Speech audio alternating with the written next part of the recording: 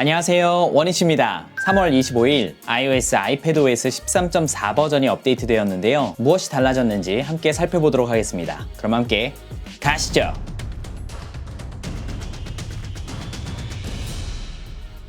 아이폰은 iOS 13.4, 아이패드는 iPadOS 13.4, 그리고 애플워치는 워치OS 6.2, 애플TV는 tvOS 13.4, 그리고 macOS는 10.15.4로 업데이트가 되었습니다. 먼저 iOS 13.4를 기준으로 추가된 기능들을 살펴보도록 하겠습니다. 일단 iOS 13.4 버전의 전체 용량은 기종에 따라서 차이가 있지만 약 4GB 정도가 되고요. 얼마나 업데이트를 했는지에 따라서 용량은 크게 차이가 날 수 있으니까 참고하시기 바랍니다. 업데이트 시간은 인터넷 환경에 따라서 적게는 몇 분, 또 많게는 몇 시간이 걸릴 수도 있으니까요. 여유 있게 업데이트를 진행하시는 게 좋을 것 같습니다. 이번 13.4 버전의 빌드 넘버는 17 그리고 영어 2, 그 다음 숫자 2, 55 이렇게 17255입니다. GM 버전하고 동일한 버전이기 때문에 GM 버전을 사용하셨던 분들은 그대로 사용하시면 되고 이전 버전의 사용자들은 업데이트를 진행하시면 좋을 것 같습니다. 13.4 버전에서는 모뎀 펌웨어도 이루어졌는데요. LTE와 그리고 와이파이 관련된 이슈들이 수정 보완되었습니다. 혹시 사용 중에 와이파이가 끊어진다거나 LTE 수신에 문제가 있으셨던 분들은 업데이트를 진행하시고 다시 한번 확인해 보시면 좋을 것 같습니다. 여러가지 업데이트 중에서 첫 번째로 소개해드릴 것은 바로 미모티콘입니다. 9개의 새로운 미모티콘이 추가가 되었습니다. 업데이트가 있을 때마다 조금씩 미모티콘을 추가하고 있는데요. 심지어 13.4 버전에서는 가장 상단에다가 미모티콘을 소개할 정도로 애플이 꾸준히 미모티콘을 미는 걸 보니까 이제는 왠지 미모티콘을 사용해줘야 될 것만 같은 느낌이 드는 것 같습니다. 파일 앱에서 새롭게 추가된 공유 기능이 있는데요. 아이클라우드 안에 있는 폴더 중에서 자신이 원하는 폴더를 공유할 수 있는 기능이 추가가 되었습니다. 공유 버튼을 누르면 이렇게 구성원을 추가할 수 있는데요. 구성원 추가를 눌러서 공유 옵션에 들어간 다음에 제한적으로 공유를 하거나 링크를 가진 사람들이 모두 접속할 수 있는 공개형 폴더처럼도 만들 수가 있고요. 수정, 삭제 등 다양한 편집 기능이 가능하도록 권한을 줄 수도 있고 보기 전용 등 몇 가지 공유 옵션을 선택할 수가 있습니다. 엄청나게 새로운 기능은 아니고요. 아이클라우드 드라이브가 개인에게만 초점이 맞추어졌던 것을 마치 구글 드라이브나 드랍박스처럼 공유 개념을 추가해서 다양한 사용 환경을 제공하게 되었습니다. 지난 영상에서도 잠깐 언급을 했지만 자연스럽게 아이클라우드의 사용량을 늘려서 구독형 결제 서비스로 유도하는 게 아닌가 하는 생각도 잠깐 해보게 됩니다. 이전 버전까지의 제어 센터를 들어가면은 LTE 와이파이 품질이나 배터리 현황이 뜨지 않았었는데요. 13.4 버전에서는 제어 센터에 들어갔을 때에도 LTE 와이파이 상태 그리고 배터리를 확인할 수 있게 되었습니다. 설정, 알림, 그리고 가장 하단으로 내려가면 긴급 재난 문자와 공공 안전 경보가 분리가 된 것을 확인할 수가 있습니다. 간혹 가다가 긴급 재난 문자만 받고 싶다 이렇게 말씀하시는 분들이 있는데 여기에서 설정을 통해 알림을 온, 오프 할 수가 있습니다. 그리고 국내에는 많은 분들이 사용을 안 하실 텐데요. 애플 TV와 관련된 몇 가지 내용들이 추가가 되었습니다. 설정에 들어가서 TV에 들어가시면 셀룰러 데이터 사용 시 데이터를 절약할 건지 아니면 고품질로 볼 건지 와이파이에서도 마찬가지로 데이터 절약, 고품질 이런 몇 가지 옵션들이 추가가 되었습니다. 메일 앱과 관련하여 변경된 사항이 하나가 있는데요. 가장 하단에 삭제, 이동, 답장, 그리고 새로운 메일을 작성할 수 있는 4가지 메뉴가 항상 표시가 되도록 변경이 되었습니다. iPadOS 그리고 macOS의 경계가 조금씩 무너지는 느낌을 받는데요. 유니버셜 구입이라 그래서 아이폰, 아이팟 터치, 아이패드, 맥 그리고 애플 TV에서 호환이 가능한 앱들은 한 번의 구입을 통해 전 기종에서 사용할 수 있는 서비스가 공식적으로 시행이 됩니다.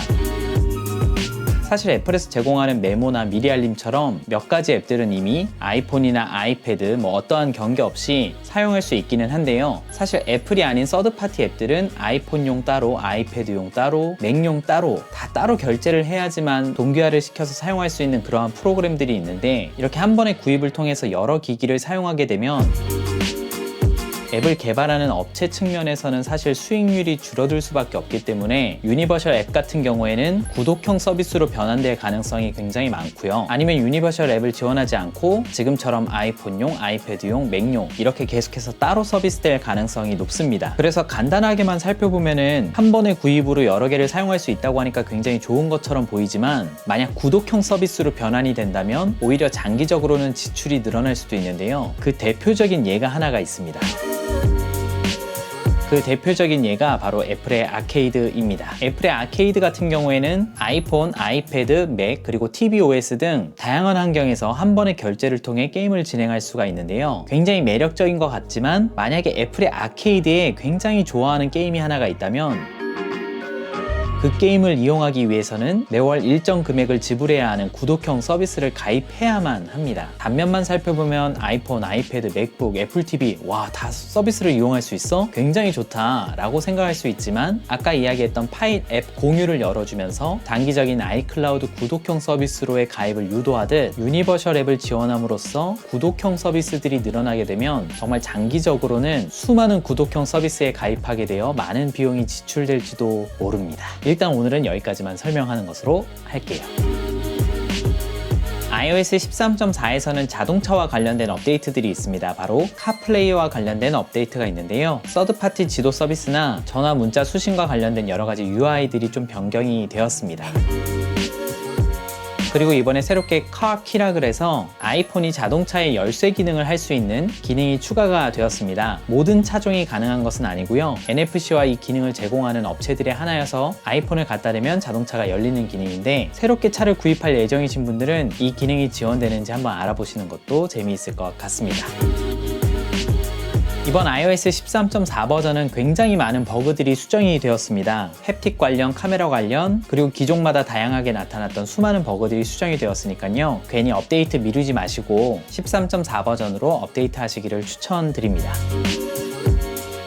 그리고 제가 13.4 버전과 동일한 13.4 GM 버전을 며칠간 사용했었는데요. 배터리 관련해서도 특별한 이슈가 없고 가장 중요한 통화 품질 관련해서도 특별한 이슈가 없기 때문에 더더욱 업데이트를 마다할 이유가 없을 것 같습니다.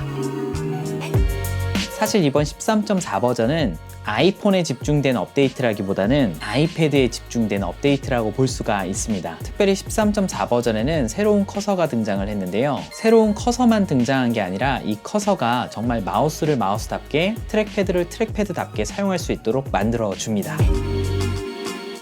설정 그리고 일반에 들어가시면 아예 트랙패드라는 항목이 추가가 되었는데요. 이 항목에서 다양한 옵션을 선택할 수가 있습니다. 이동 속도는 물론이고 탭하여 클릭하기, 두 손가락 보조 클릭, 그러니까 다시 말해서 마우스 우클릭과 같은 효과 등 다양한 설정을 할 수가 있고요. 여기에만 설정이 있는 게 아니라 손쉬운 사용으로 들어가서 포인트 제어기에 들어가시면 포인트의 크기를 작게 혹은 크게 설정할 수도 있고요. 여기 보시면 트랙패드 관성이라고 있는데요. 처음 설정하시는 분들은 뭐야 이거 움직이는 게 좀 왜 이렇게 밀리는 느낌이 있지? 라는 생각이 드실 수 있거든요. 그러면 여기 트랙패드 관성에 들어오셔서 요걸 꺼주시면 내가 움직인 만큼만 움직이고 멈추게 되니까 이러한 설정들을 잘 활용하셔서 마우스와 트랙패드를 편의에 맞게 설정하시면 좋을 것 같습니다. 생각보다 많은 분들이 트랙패드 지원하면 뭐하나요? 어차피 여기서 손가락으로 다 할 수 있는데 이런 말씀들을 많이 하시는데 타이핑 작업을 많이 하시는 분들은 이 트랙패드 지원이 굉장히 반가울 것 같아요. 굳이 트랙패드가 없어도 마우스의 활용도가 굉장히 좋아졌으니까요. 아이패드 사용하시는 분들은 반드시 아이패드OS 13.4 버전으로 업데이트 하시기를 추천드립니다. 그리고 한 가지 제가 브릿지와 로지텍에 메일을 보냈었는데 당신 회사들에서 출시될 트랙패드가 달린 키보드는 애플 매직 트랙패드 2처럼 작동하나요? 라고 질문을 했는데 두 회사 모두 동일하게 사용할 수 있다고 답변이 왔습니다. 브릿지에서는 아이패드 프로용 트랙패드가 달린 키보드가 4월에 출시될 예정이고요. 로지텍에서는 아이패드 7세대용 그리고 아이패드 에어 3, 아이패드 프로 2세대용 트랙패드가 달린 키보드가 출시되는데 한국이 아니라 이제 북미 기준이고요. 새로 출시될 매직 키보드 가격을 보고 오니까 이 두 회사의 제품이 굉장히 저렴하게 느껴질 정도입니다. 특히 아이패드 7세대, 에어 3 그리고 아이패드 프로 2세대 같은 경우에는 이번에 애플에서 공식적으로 트랙패드가 달린 스마트 키보드를 출시하지 않았기 때문에 로지텍의 제품을 한번 눈여겨보시는 게 굉장히 좋을 것 같습니다. 가격은 매직 키보드의 절반 가격이기 때문에 트랙패드가 필요하신 분들은 사실 특별히 대안이 없기도 하고요. 여기까지 iOS 13.4 그리고 iPadOS 13.4에 관한 소식을 전해드렸는데요. 아이폰 6s 사용자들도 여전히 업데이트가 가능하기 때문에 꾸준히 사용할 만한 업데이트가 이루어지는 건 꽤 반가운 일인 것 같습니다. 영상은 여기까지고요. 모쪼록 건강 유의하시고 다음 영상에서 뵙겠습니다. 함께 해주셔서 감사합니다. 그럼 모두 건강하세요.